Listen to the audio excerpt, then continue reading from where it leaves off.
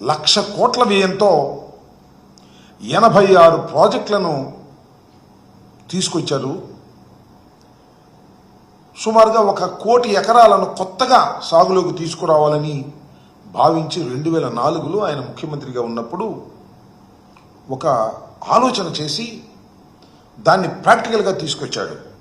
వెలుగొండ కానీ, హంద్రినివా కానీ, గాలేరు, నగరి, తోటపల్లి, వంశధార, చివరికి పోలవరం కూడా అంత పెద్ద ఎత్తున రైతుల కోసం, వ్యవసాయం కోసం, సాగునీటి కోసం ఆలోచన చేసినటువంటి మహానుభావుడు డాక్టర్ వైఎస్ రాజశేఖర రెడ్డి గారు.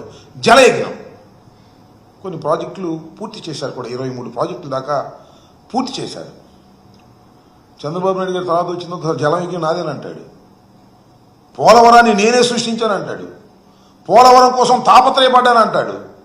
ఆయన 14 సంవత్సరాలు ముఖ్యమంత్రిగా ఉన్నప్పుడు పోలవరం గురించి ఆలోచించిన సందర్భమే లేదు, జలయజ్ఞం గురించి ఆలోచించిన సందర్భమే లేదు, నీటిపారుదల ప్రాజెక్టుల గురించి కనీసం ఆలోచించుకోకుండా టెక్నాలజీ గురించి గొప్పగా ఆలోచించానని పదే పదే చెప్పుకునేటటువంటి వ్యక్తి.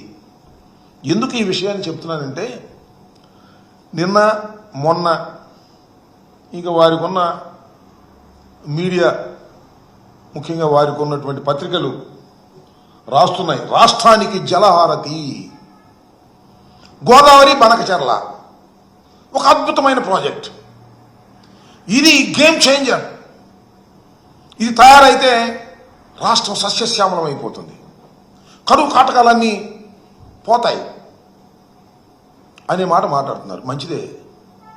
అసలు ఈ గోదావరి బనకచెర్ల ఈయనే కనిపెట్టినట్టు, ఈయనే దాన్ని ప్రారంభించబోతున్నట్టు చెప్పేసుకుంటున్నాడు. వాళ్ళు రాసేసుకుంటున్నారు. అమ్మాయికి జనం నిజం అనుకుంటారేమో మాకు అనుమానం. అందువల్ల నేను ఈ విషయాన్ని మీకు సవివరంగా సాధ్యమైనంత వరకు వివరించాలనే ఉద్దేశంతో మీ ముందుకు రావడం జరిగింది. ఏ విధంగా అయితే జలయజ్ఞం నా సొంతం అని ప్రచారం చేసుకుంటున్నారో, ఇవాళ గోదావరి బనకచెర్ల స్కీమ్ కూడా, అంటే నదుల అనుసంధానానికి సంబంధించినటువంటి ఈ స్కీమ్ కూడా తనదేను అని ప్రచారం చేసుకునే తాపత్రయాన్ని మనం ఇక్కడ చూస్తున్నాం. అది కరెక్ట్ కాదని చెప్పేటటువంటి ప్రయత్నమే నాది. ఏ ప్రాజెక్ట్ అయినా నేను మనవి చేస్తున్నా, ఈ రాష్ట్రంలో వ్యవసాయానికి, నీటికి సంబంధించిన ఏ ప్రాజెక్ట్ అయినా డాక్టర్ వైఎస్ రాజశేఖర రెడ్డి గారే శ్రద్ధ చూపాడు.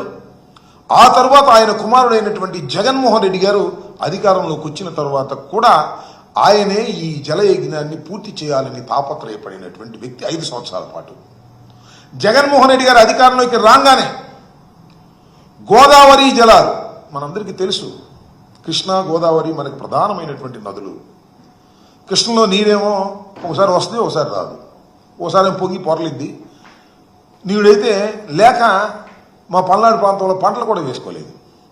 అందువలన కృష్ణా జలాల మీదే పూర్తిగా ఆధారపడుకోకుండా అనేక వేల క్యూసిక్లు, లక్షల క్యూసిక్లు, టీఎంసీలు సముద్రంలో కలిసిపోతున్నటువంటి గోదావరి నది మీద పోలవరం ప్రాజెక్టును నిర్మించి దాన్ని కృష్ణా డెల్టాకు, అలాగే రాయలసీమకి వాడుకోవాలని ఆలోచన చేసినటువంటి వ్యక్తే కాకుండా ఆచరణ పెట్టినటువంటి వ్యక్తి డాక్టర్ వైఎస్ రాజశేఖర రెడ్డి గారు.